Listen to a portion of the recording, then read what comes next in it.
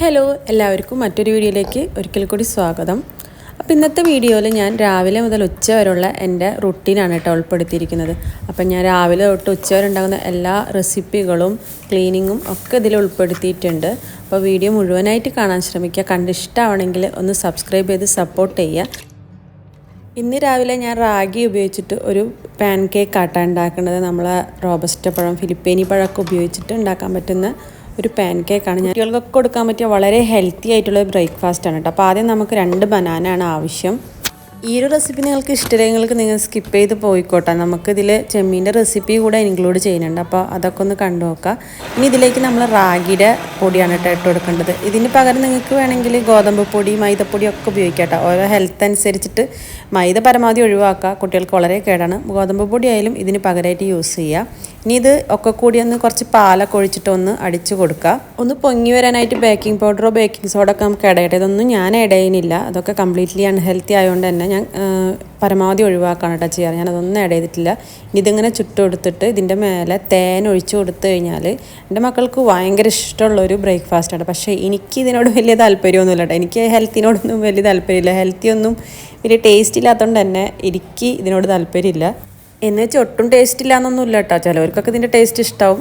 പക്ഷേ ഇത് കഴിക്കുകയാണെങ്കിൽ ഏറ്റവും ബെസ്റ്റാണ്. റാഗി നമുക്ക് വളരെ പ്രോട്ടീനുള്ളൊരു സാധനമാണ്. മുട്ട പഴം ഒക്കെ നല്ല സാധനങ്ങളാണ്. പിന്നെ ഇതാ കണ്ടില്ലേ, ഞാവൽപ്പഴം പവൽക്ക് കൊണ്ടുവന്നതാണ് കേട്ടോ. ഇന്നലെ വരുമ്പോൾ കൊണ്ടുവന്നതാണ്. നമ്മളെ നാട്ടിലെ ഞാവൽപ്പഴത്തിൻ്റെ അത്രക്കൊന്നും ടേസ്റ്റ് ഇല്ലെങ്കിലും നമ്മളെ നാട്ടിലിപ്പോൾ വാങ്ങാൻ കിട്ടാറില്ലേ ഈ കടകളിൽ നിന്നൊക്കെ നമ്മളെ റെഡിമെയ്ഡ് ഞാവൽപ്പഴം, അതാണ് കേട്ടത്. പിന്നെ ഇപ്പം എന്താ ഇനി അടുത്തത് ചെമ്മീൻ വെള്ളത്തിലിടണം. കുറച്ച് ലെഫ്റ്റ് ഓവർ ഉണ്ടായിരുന്ന ചെമ്മീനാട്ടോ അത്. ബ്രേക്ക്ഫാസ്റ്റിൻ്റെ പരിപാടിയൊക്കെ കഴിഞ്ഞ് വരുമ്പോഴേക്കും അത് വെള്ളത്തിൽ കിടന്ന് ഒന്ന് മെൽറ്റ് ആയിക്കോളും. ഇങ്ങനത്തെ ബ്രേക്ക്ഫാസ്റ്റൊക്കെ ഉണ്ടാക്കുന്ന ദിവസം ഞാൻ ഫ്രൂട്ട്സൊക്കെ ആണ് കേട്ടോ, അല്ലെങ്കിൽ ഓട്സ് സ്മൂത്തി അങ്ങനെയൊക്കെയാണ് ബ്രേക്ക്ഫാസ്റ്റായിട്ട് കഴിക്കൽ. പിന്നെ ഇപ്പോൾ ഇതാ നമ്മളെ ചോറ് വയ്ക്കുന്ന പരിപാടിയിലേക്ക് കടന്നിട്ടുണ്ട്. ചോറ് ഞങ്ങൾക്കൂടെ 2 ഗ്ലാസ് അരി ഉണ്ടെങ്കിൽ ഒരു നേരത്തിനുള്ള ചോറായിട്ടാണ്. രാത്രികൾക്ക് വേറെ വെക്കണം. രാത്രി ഒന്നില്ലെങ്കിൽ ചോറ് ചപ്പാത്തി അങ്ങനെ എന്തെങ്കിലുമൊക്കെ ആയിട്ടാണ് വെക്കൽ. ഈ ചെമ്മീൻ കുറച്ചുണ്ടായിരുന്നുള്ളൂ കേട്ടോ. സത്യം പറഞ്ഞാൽ പിറ്റേ ദിവസത്തേക്ക് എടുത്ത് വയ്ക്കാനുള്ളതൊന്നും ഉണ്ടായിരുന്നില്ല. എന്നാലും ഞാൻ ഒരു നേരത്തേക്ക് ഒപ്പിക്കാലോ എന്ന് കരുതിയിട്ട് കുറച്ചൊക്കെ എടുത്ത് വയ്ക്കുന്നുണ്ട്. ഇത് ഞാനൊരു വെറൈറ്റി ചെമ്മീൻ റെസിപ്പിയാണ് കേട്ടോ ഉണ്ടാക്കാൻ വേണ്ടി. ചിലപ്പോൾ നിങ്ങളൊക്കെ ഉണ്ടാക്കിയിട്ടും കണ്ടിട്ടൊക്കെ ഉണ്ടാവുക റെസിപ്പി. പിന്നെ ഉണ്ടല്ലോ, ഞാൻ ഈ ചെമ്മീൻ നന്നാക്കി വന്നപ്പോഴാട്ടോ മനസ്സിലായത് കുറച്ച് പഴകി തുടങ്ങിയ പോലെ. കാര്യം തലേദിവസം വാങ്ങിയതാണ് കേട്ടോ. നമുക്ക് എന്നാ കടയിൽ വന്നൊന്നും പറയാൻ പറ്റില്ലല്ലോ. അപ്പോൾ ഞാൻ വിചാരിച്ച് തല എടുക്കണം. ആദ്യം ഞാൻ വിചാരിച്ച് തല എടുക്കാൻ വേണ്ടിയിട്ട് അങ്ങനെയൊക്കെ കട്ട് ചെയ്തത്. പിന്നത്തതൊന്നും ഞാൻ തല എടുത്തില്ല കേട്ടോ. കണ്ട കറുത്തൊരു കളർ വന്നിരിക്കുന്നത് കണ്ടപ്പോൾ എനിക്കൊരു പേടിയിട്ടാണ്. അപ്പോൾ ഞാൻ വെച്ചാൽ തല എടുക്കണ്ട, മൊത്തത്തിൽ അങ്ങോട്ട് തോല് കളയായിരിക്കും നല്ല. അപ്പോൾ നമ്മളെ റെസിപ്പിയിലേക്ക് കിടക്കാമല്ലേ. ഞാൻ എല്ലാ റെസിപ്പിയും ചെറുതായി പറയുന്നുണ്ട്. ഇത് ഞാൻ ഡീറ്റെയിൽ ആയിട്ട് കാണിക്കുന്നുണ്ട് കേട്ടോ ഈ ഒരു റെസിപ്പി. കാരണം നല്ലൊരു ടേസ്റ്റുള്ളൊരു റെസിപ്പിയാണ്. എന്തായാലും ഇത് ഉണ്ടാക്കി കഴിഞ്ഞാൽ നിങ്ങൾ ചെമ്മീൻ ഈ വഴിക്കേ ഉണ്ടാക്കൂ. അതുകൊണ്ട് ചിലപ്പോൾ ചിലവരൊക്കെ കണ്ടിട്ടും തിന്നിട്ടുള്ള റെസിപ്പിയൊക്കെ ആയിരിക്കും. ഇൻ കേസ് ആരെങ്കിലും കഴിക്കാത്തവരൊക്കെ ഉണ്ടെങ്കിൽ ഒന്ന് ട്രൈ ചെയ്ത് നോക്കട്ടോ. അപ്പോൾ നമുക്കിതിലേക്ക് വേണ്ടത് ഉള്ളിയാട്ടോ. ഉള്ളിയാണ് എൻ്റെ മെയിൻ ഹൈലൈറ്റ്. പക്ഷേ എൻ്റെ കയ്യിൽ ഉള്ളി ഇപ്പം ഇരിപ്പില്ല.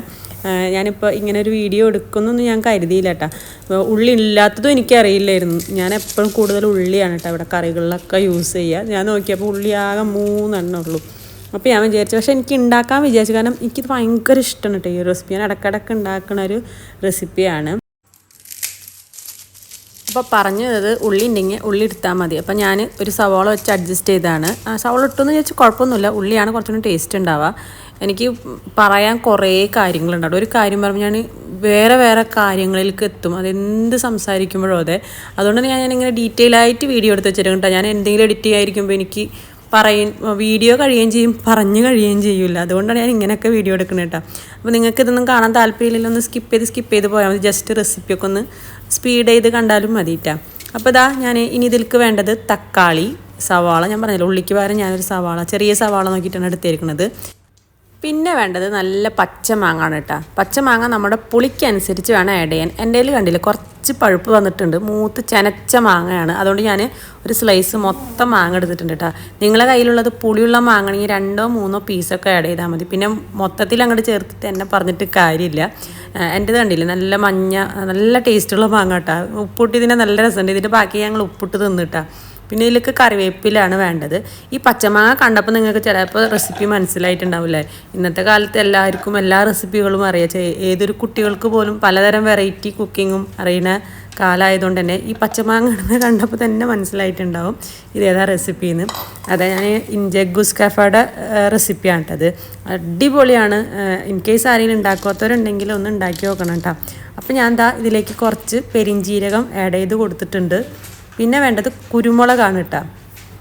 1 ടേബിൾ സ്പൂൺ കാശ്മീരി മുളക് പൊടി, കുറച്ച് മഞ്ഞൾപ്പൊടി, അതൊക്കെ കൂടി ചേർത്തിട്ട് ഒന്ന് നല്ലോണം ഗ്രൈൻഡ് ചെയ്ത് കൊടുക്കാം കേട്ടോ. അതിൻ്റെ ഇടയിൽ നമ്മളെ ചോറൊക്കെ ഇവിടെ റെഡി ആയിട്ടുണ്ട്. അപ്പോൾ ചോറ് നമ്മൾ കുക്കറിൽ വെക്കുമ്പോൾ ഒരു പ്രത്യേകത ഉണ്ട്. അധികം നേരം വെച്ച് കഴിഞ്ഞാൽ നല്ല വെള്ളം പിഴിഞ്ഞ ചോറാണ് കിട്ടുക. എനിക്ക് തീരെ ഇഷ്ടമില്ല കേട്ടോ കുക്കറിലത്തെ ചോറ് കഴിക്കാൻ. പിന്നെ ഇവിടെ വേറെ നിവൃത്തില്ല, നമുക്ക് കുക്കറിലല്ലാണ്ട് അടുപ്പത്ത് വെക്കാനൊന്നും പറ്റാത്തതുകൊണ്ട് വേറൊരു നിവൃത്തില്ല. അതുകൊണ്ട് ഞാൻ കുക്കർ ജസ്റ്റ് വിസിൽ പോയ ഓൺ ദ സ്പോട്ട് ഞാൻ ചോറ് ഊറ്റിട്ടാ, അല്ലെങ്കിൽ വെള്ളം പിഴിഞ്ഞിരിക്കും. എനിക്ക് ആ ചോറ് തീരെ ഇഷ്ടമല്ല. അപ്പോൾ ഗ്രൈൻഡ് ചെയ്ത മസാല കണ്ടില്ല, നമ്മളെ മാങ്ങ ഇല്ലാന്നുണ്ടെങ്കിൽ നമുക്ക് കുറച്ച് കോൽപ്പുളി ആയാലും ചേർക്കാട്ടോ. ഇൻ കേസ് മാങ്ങ എപ്പോഴും കിട്ടിയെന്നൊന്നും വരില്ലല്ലോ, ആ ടൈമിൽ കുറച്ച് കോൽപ്പുളി ചേർത്ത് കൊടുത്താൽ മതി. നമ്മളെല്ലാ മിക്സും കൂടിയിട്ട് ഈ ചെമ്മീനിൽ ഇട്ട് കൊടുത്ത് ആവശ്യത്തിന് ഉപ്പും കൂടി പരട്ടിയിട്ട് ഇത് ഒന്ന് മിക്സ് ചെയ്ത് കൊടുക്കുക. എനിക്കിവിടെ ചെമ്മീൻ്റെ അളവൊക്കെ വളരെ കുറവാണ് കേട്ടോ, വളരെ എണ്ണം കുറവാണ്. ഞാൻ പറഞ്ഞല്ലോ, ഇന്നലെ ഞാൻ വറുത്തരച്ച ചെമ്മീൻ കറി ഉണ്ടാക്കിയിട്ടുണ്ടായിരുന്നു. അപ്പോൾ ഞാൻ കുറച്ച് ഇതുപോലെ ഒരു നേരത്തിനൊക്കെ അഡ്ജസ്റ്റ് ചെയ്യാനായിട്ട് പിശുക്കി വെക്കുന്നതാണ് കേട്ടോ ഈ ചെമ്മീൻ.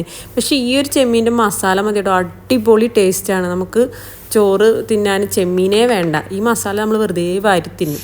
പിന്നെന്താ, നമുക്ക് ചെമ്മീൻ ഉണ്ടെങ്കിൽ അതിനനുസരിച്ച് ചെമ്മീനാണല്ലോ, ചെമ്മീൻ ആർക്കും ഇഷ്ടമില്ലാത്തതൊന്നും ഉണ്ടാവില്ലല്ലോ. അപ്പോൾ ചെമ്മീൻ ഇത്തിരി അധികം ഉണ്ടെങ്കിലും മസാല ഇങ്ങനെയൊക്കെ തന്നെ ഉണ്ടാക്കിയാൽ മതിയിട്ട്. എൻ്റെ ചെമ്മീൻ ഇത്തിരി കുറഞ്ഞാൽ ഞാൻ മസാല അധികം ആക്കിയെന്നുള്ളൂ. ഒരു ചട്ടിയിൽ കുറച്ച് വെളിച്ചെണ്ണ ഒഴിച്ചിട്ട് 1/4 ടീസ്പൂൺ ഉലുവ ഒന്ന് പൊട്ടിച്ചു കൊടുക്കട്ടെ. കടുക് ഒന്നും പൊട്ടിക്കേണ്ട, ഉലുവ മാത്രം മതി. ഇനി നമ്മൾ മിക്സ് ചെയ്ത ആ ചെമ്മീനുണ്ടല്ലോ, അത് ഇതിൽ മൂടി വെച്ച് നമ്മൾ വരട്ടിയെടുക്കണം. ഇതൊരു വരട്ട് എന്നൊക്കെ പറയാം ഇതിനെ.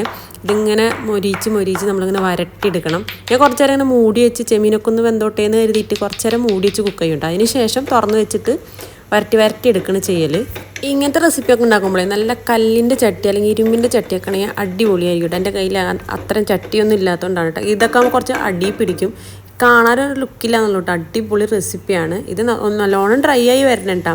പിന്നെ നമ്മൾ വെണ്ടക്കായ ഉപ്പേരി അപ്പുറത്തെ സൈഡിൽ ഞാൻ ഉണ്ടാക്കുന്നുണ്ട്. സിമ്പിളാണ് കേട്ടോ എൻ്റെ വെണ്ടക്കായ ഉപ്പേരി. ജസ്റ്റ് ഉപ്പും മുളകും മഞ്ഞളും കൂട്ടിയിട്ടിട്ട് വെറുതെ ഒന്ന് ഫ്രൈ ആക്കി എടുക്കണം. ഞങ്ങൾക്ക് അതാണ് കേട്ടോ ഇഷ്ടം. ചില സമയത്ത് തേങ്ങ, ഉള്ളി അതൊക്കെ അരിഞ്ഞിട്ടിട്ടും ഞാൻ വെണ്ടക്കായ ഉപ്പേരി ഉണ്ടാക്കലുണ്ട്. പക്ഷേ പിള്ളേർക്ക് കൂടുതൽ ഇഷ്ടം ഇതാണ്, ജസ്റ്റ് ഫ്രൈ. അതായത് നമ്മളിങ്ങനെ വെളിച്ചെണ്ണയിൽ നമ്മളിങ്ങനെ ഇളക്കി മൊരിച്ചെടുക്കാം. രണ്ടും ഇളക്കട പരിപാടി ഇനിയിട്ട് എന്നത്തത്. അപ്പുറത്ത് ചെമ്മീൻ ഇളക്കാം, ഇപ്പുറത്ത് വെണ്ടക്കായ ഇളക്കാം. വെണ്ടക്കായ ഒരിക്കലും മൂടി വെച്ച് കുക്ക് ചെയ്യരുത്, അറിയാമല്ലോ. ആകെ ആ പശ ആകെ ഇളകും. പണ്ട് ഞാൻ കുക്കിംഗ് ഒക്കെ തുടങ്ങിയ ടൈമിൽ വെണ്ടക്കായ മൂടി വെച്ച് വേവിക്കുമായിരുന്നു കേട്ടോ. എന്നിട്ട് വെണ്ടക്കായ ആകെ കുഴഞ്ഞ് പരുവായിരിക്കും. ഇപ്പോൾ പിന്നെ അത്തരം ഫോൾട്ടൊന്നും വരാറില്ല. അപ്പോൾ ചെമ്മീൻ ആകെ ഡ്രൈ ആയി വന്നിട്ടുണ്ട്. ഞാൻ പറഞ്ഞല്ലോ, പിന്നെ പറഞ്ഞു കാണാൻ വലിയ ലുക്കില്ല എന്നുള്ളൂ. അടിപൊളി റെസിപ്പിയാണ്. ഈ ഒരു മസാല ഉണ്ടല്ലോ, ഇത് ചോറിൽ മിക്സ് ചെയ്ത് തിന്നാലുണ്ടല്ലോ, പിന്നെ ഈ ചട്ടിയിൽ ചോറിങ്ങനെ പെരട്ടി തിന്നാനും അടിപൊളിയാണ് കേട്ടോ. ഞാൻ പിന്നെ പറയുന്നത്, ആരെങ്കിലുമൊക്കെ ഉണ്ടാക്കാത്തവരുണ്ടെങ്കിൽ ട്രൈ ചെയ്ത് നോക്കുക. ഉണ്ടാക്കിയവരുണ്ടെങ്കിൽ, എന്നെപ്പോലെ ഇഷ്ടമായവരുണ്ടെങ്കിൽ അടിയിൽ കമൻറ്റ് ചെയ്യുക. ഇപ്പോൾ ഫൈനൽ സ്റ്റേജായിട്ട് ഫ്ലെയിമൊക്കെ ഓഫ് ചെയ്തതിന് ശേഷം കുറച്ച് കറിവേപ്പിലൊക്കെ ഇട്ടിട്ട് ആ പച്ചമണം ചെമ്മീനിൽ കിട്ടാൻ വേണ്ടിയിട്ട് ഒന്ന് മൂടി വയ്ക്കുക. അങ്ങനെ നമ്മുടെ വെണ്ടക്കായ ഉപ്പേരിയും ഇവിടെ ഫ്രൈ ആയി വന്നിട്ടുണ്ട്. വെണ്ടക്കായ ഞാൻ അരിയുമ്പോൾ കുറേ ഉണ്ടാവും കേട്ടോ. ഉപ്പേരി വയ്ക്കുമ്പോൾ ചുങ്ങിപ്പോവും. എത്ര വെണ്ടക്കായ എടുത്താലും ഇങ്ങനെ ഉപ്പേരി വയ്ക്കുമ്പോൾ കുറച്ചേ ഉണ്ടാവുള്ളൂ കേട്ടോ. തേങ്ങ ഒക്കെ മിക്സ് ചെയ്ത് വെക്കുകയാണെങ്കിൽ തേങ്ങ, കൊച്ചുള്ളി, പിന്നെ നമ്മൾ വറ്റൽമുളക് അതൊക്കെ മിക്സ് ചെയ്ത് വെക്കുകയാണെങ്കിൽ നമ്മൾ ഉപ്പേരി കുറച്ച് അധികം ഉണ്ടാവും. അങ്ങനെ ഉപ്പേരിയും അവിടെ റെഡിയായി. നമ്മളെ ഉച്ചക്കലത്തെ പരിപാടിയൊക്കെ ഏകദേശം കഴിഞ്ഞു. ഇനി ക്ലീനിങ് ആണ്. എന്നെ സംബന്ധിച്ച് ഞാൻ ഓരോ പണിയെടുക്കുന്നതിനനുസരിച്ച് ഓരോ പാത്രങ്ങൾ വലിച്ചിടും. അപ്പോൾ കുറച്ചധികം കഴുകാനൊക്കെ ഉണ്ടാവും. എന്നാലും ഞാൻ പണിയുടെ ഇടയിൽ കുറച്ച് കഴുകും കേട്ടോ. അല്ലാന്നുണ്ടെങ്കിൽ കിച്ചൺ മൊത്തം പാത്രമാവും. അങ്ങനെ അടുത്ത പണി ക്ലീനിങ് ആണ്. ചെമ്മീനായതുകൊണ്ട് തന്നെ ഇവിടെയൊക്കെ നല്ലോണം കഴുകിയില്ലെങ്കിൽ നല്ല സ്മെല്ലടിക്കും കേട്ടോ. അതുകൊണ്ട് തന്നെ എത്ര പണിത്തിരക്കുണ്ടെങ്കിലും ഇവിടെ ഞാൻ കഴുകാൻ ശ്രദ്ധിക്കാറുണ്ട്. അല്ലെങ്കിലും മീൻ നന്നാക്കിയില്ലെങ്കിലും ഇവിടെ ഡെയിലി കഴുകുന്നുണ്ട്. നമ്മൾ എന്തെങ്കിലുമൊക്കെ കഴുകുമ്പോഴൊക്കെ തെറിക്കുന്നതുകൊണ്ട് തന്നെ.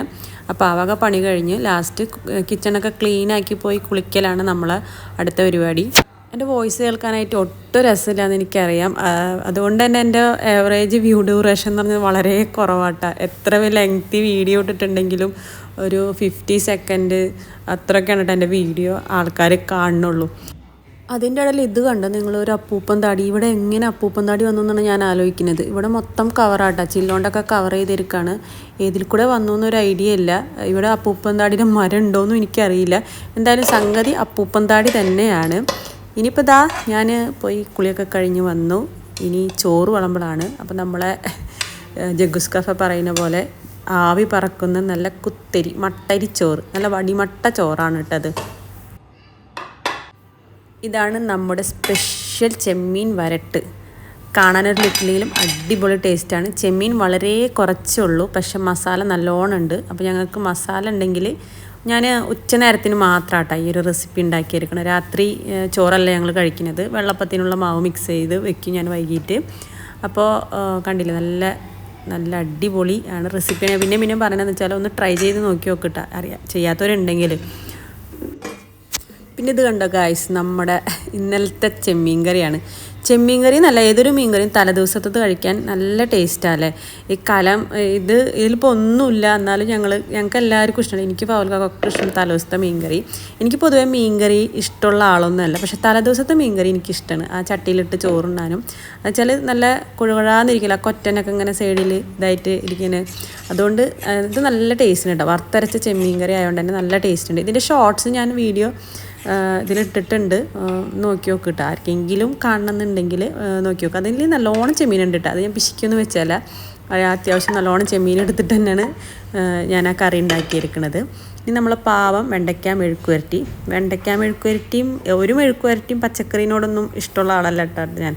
പക്ഷെ എന്നാലും ഞാൻ കഷ്ടപ്പെട്ട് പച്ചക്കറിയൊക്കെ കഴിക്കാറുണ്ട്. ഇത് നല്ല മൂന്നും കൂടി അടിപൊളി കോമ്പിനേഷനാണ്. നല്ല ടേസ്റ്റാണ് കഴിക്കാൻ വേണ്ടിയിട്ട്. അപ്പോഴേക്കും നമ്മളെ കാര്യങ്ങളൊക്കെ കഴിഞ്ഞപ്പോൾ ഫവൽക്ക ജോലി കഴിഞ്ഞെത്തിയിട്ടാണ്. പിന്നെ അവർ ടി വിയും കണ്ടിരിക്കുകയാണ്. ഞാനിവിടെ ചോറൊക്കെ വിളമ്പിയിട്ടുണ്ട്. ഇനിയിപ്പോൾ അത് കഴിക്കലാണ് അടുത്ത പരിപാടി.